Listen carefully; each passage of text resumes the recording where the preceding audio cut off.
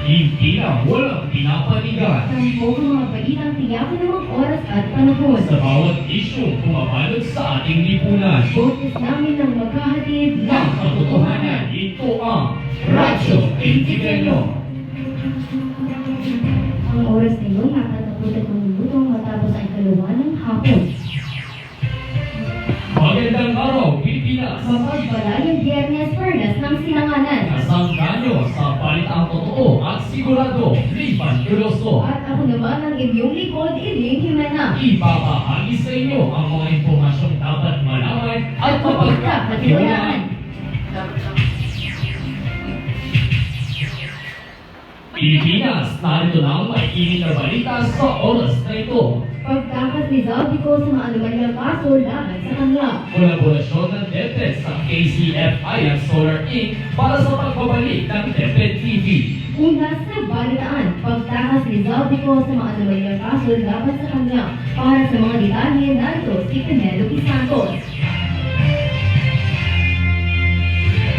Ipinahayag ng abogado ni Ako Bicol Representative Zaldico na si Roy Lorraine ang hindi niya pagharap sa mga paratang sa kanyang tungkulin. Ayon sa Independent Commission, magkakaroon ng nararapat na pagpato ng kaso sa 18 public officials, pati na rin si Zaldico dahil sa pagkakasangkot niya sa 300 million pesos sa flood control project na sa Nauhan Oriental Mindoro. Para sa balitang totoo, Penelope Santos. Samantala, kolaborasyon ng DepEd sa KCFI at Solar Inc. Corporation para sa pagbabalik ng DepEd TV. Yan ang tinutukan ni Jazz Bulaon. Isiniwala ng Department of Education na ibabalik nila ang DepEd TV na kung maaalala ay ginawa noong pandemya.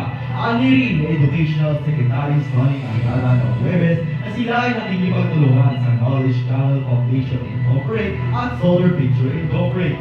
Sabi rin niya na may humigit kumulang na 2 milyong magulang ang pabor dito dahil sa patuloy na pagbuhos ng masamang panahon. Para sa balitang maaasahan, Jazz Bulaon.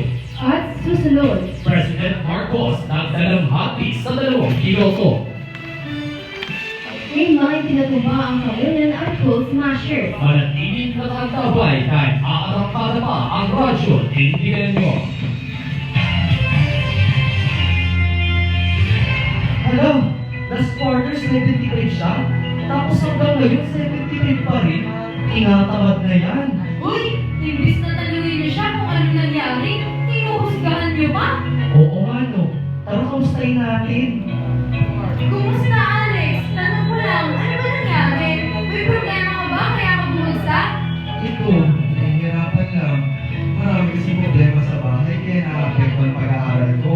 At nahihirapan din ako sa mga lessons. Oo, kami bahala sa'yo. Salamat guys! Ising paalala, kung mamalasakit sa tao at pagiging matulungin ang ating ugaliin. Ang paalalang ito ay atid sa inyo ng Gintinang ito.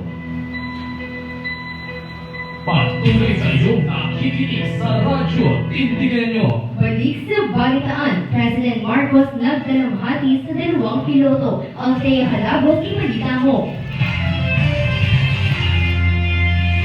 Nakilakay si Pangulong Bongbong Marcos sa mga pamilya at kaibigan ng 2 pilotong nasawi matapos bumagsak ang sinasakyang aeroplano ng Philippine Air Force sa Agusan del Sur noong Martes.